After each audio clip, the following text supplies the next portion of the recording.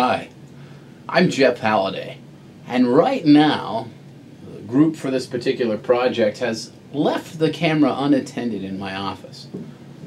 So here I am, doing what professors do.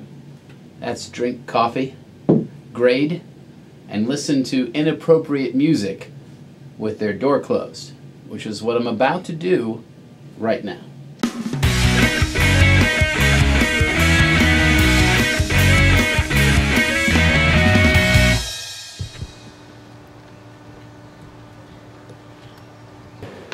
This constitutes my exercise for the day.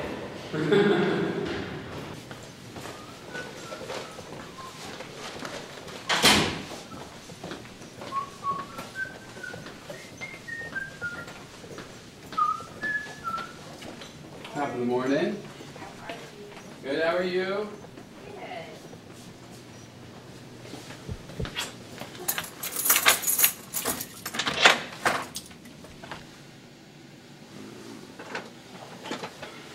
It's a student having a problem with broadcasting. Hey Eric, it's Halliday. It's 8:23 in the morning on the 17th. Hey, can you just call me back or email, whatever is easiest for you, and just tell me what times might be good? I know you said most of the day was good.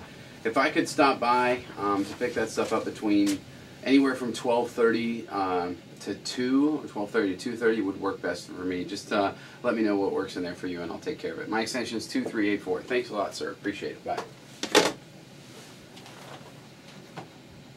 I enjoyed too much of my senior year to be ready to graduate.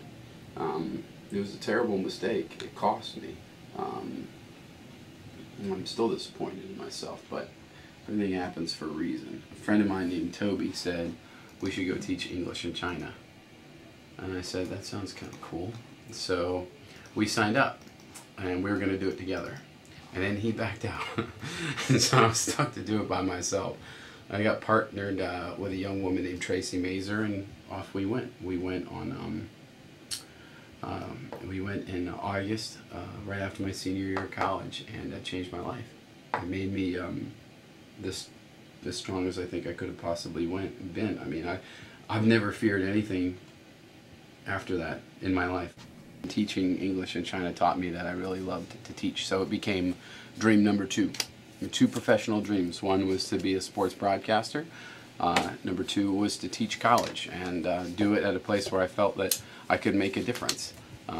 2 for 2 so far. Just the fact that he observes me and he observes others and he sees our strengths and he makes sure we know them and at the same time points out when we're doing something wrong. It's good to have that relationship. He believes in so many students, but his relationship with each of them is so personal. I've just been so blessed to have so many professors and advisors who, you know, have that type of, I guess, outlook, but by far he's the one who really, I've just felt has believed in me even when I didn't think I was going to go much further. We're going to run through the news and feature packages today, and if you weren't really paying attention, unless you're working on a webcast, depending on how you want to count the resume reel, that's the last video package you do for me. You realize that? Today, that's it? Now, the resume reel counts and the webcast count, right? They count. Your video work's not done, but it's kind of done. What I want to ask you, though, and I want to remind you, is that depending on what you want to do professionally, it doesn't stop. It shouldn't stop. If you see a really great story in the next month, you should be doing that story anyway. And you know that. I literally couldn't say one bad thing about Professor Halliday, and that's the cool thing about it, and that's absolutely real. And as a teacher, he's funny, he's got so much enthusiasm for what he does that it inspires other people and it inspires myself to want to go do what I want to do. So every time I use 204, shout out to Amy. I feel very much out of place teaching that class because he was gonna train me to do it the right way instead of my way probably. But yeah, I miss Bill a lot. There's a bench with his name on it, and family's name on it in front of the building. Whenever my kids come to campus, they sit on it. Which sounds bad, but it's a nice way to remember it. Well, when Jeff came, let me think about this. I think it was just Bill Stewart and I. When he interviewed, when he got in front of that classroom with those students, it was just natural. He was attentive to them. He challenged them on the spot during an interview, right? He challenged them to think about things, his energy in front of the classroom. But you could tell that his interest was in them learning. And you could tell where his interest lied. So that hasn't changed. And as a colleague, I trust him. I trust that he has all of our best interests in mind and that he has his students' best interests in mind. He's a good community member here, and I think he's an absolutely dear man. I think a lot of people that are faculty members and colleagues of mine, I think they associate me with the Rotunda. Sometimes it's a good thing, sometimes it's not. But through the Rotunda, WMLU, the Longwood Show, and Alpha Phi Omega, advising those groups has really become a part of my identity here, and I'm very proud of that. If I'm talking to myself, people are going to be like, is this what he does all day? Is just talk? Well, yes. But all I do is talk to myself? No. This is what I was saying, like, you know, I can tell you what I'm doing. I can narrate it. This is coffee. I annoy all of my my colleagues by not appropriately rinsing out the plastic silverware. I'm the person that does this and puts it over there. And so for posterity's sake, I'm going to use soap, which is just foreign to me in general. I always like rolling my sleeves up. I like having, I don't know, I feel constricted with them down. But the real reason I keep doing it is because when I was in graduate school, I had the greatest professor of all time. It was a guy named John Nicholson. And I went out to do a story one time, and I was out there amongst the people doing my recording, and I had my sleeves rolled up. And he stopped. We were all reviewing projects in graduate school, just like I do with my classes now. And he stopped the tape and he asked my class, all my classmates, what do you think about this? And they said, you know, he got the tie, no suit, just the tie and the shirt. And they said, sleeves rolled up, looks like he's working hard. And I don't know, I like it. And Professor Nicholson said, yeah, there's something about it. It fits you. Keep doing that. That was in 2002.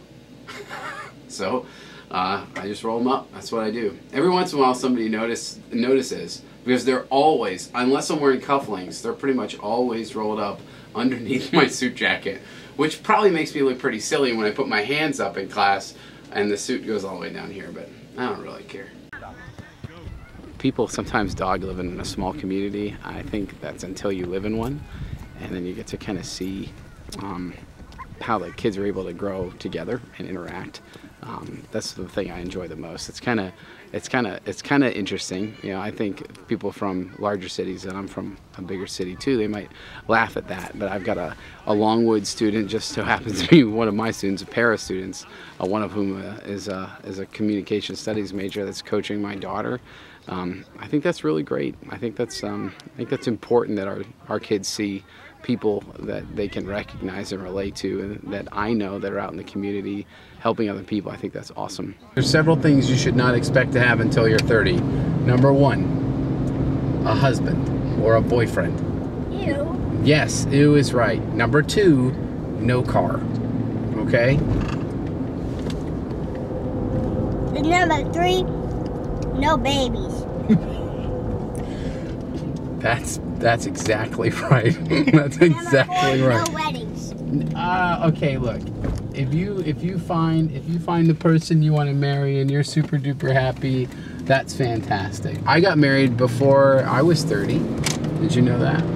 Jeff and I met at a Pittsburgh Pirates game. We were there mostly for free booze and appetizers. It was heavy apps and free booze, and it was sponsored by the University of Pittsburgh. And I had a friend that worked for Pitt, and he had a friend that worked for Pitt, and we just happened to both be attracted by the freeness of the evening. Went to the Pittsburgh Pirates game where they had a box. So we went there, and we had a great time together. We started talking, and we just were laughing and talking like we'd known each other forever.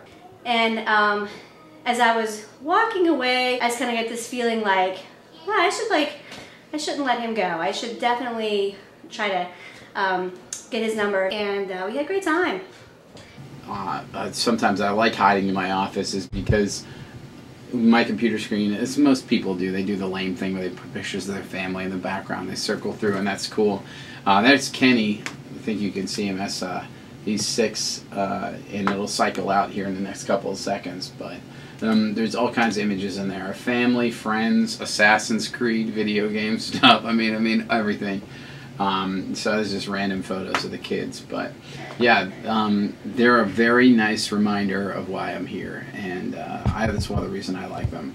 I mean, I love teaching. It's a passion of mine. It's my chosen career. It's what I really love to do. But I like having those pictures because they remind me why I'm here. I'm sitting here because I care, but also because my end result is to make their life better. Yeah, come on in.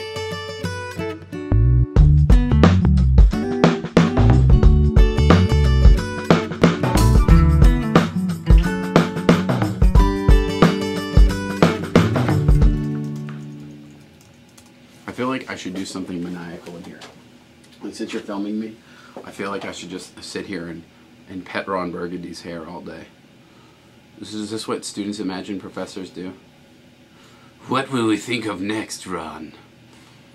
How else can we destroy their lives? Oh, I know. Pop quiz. I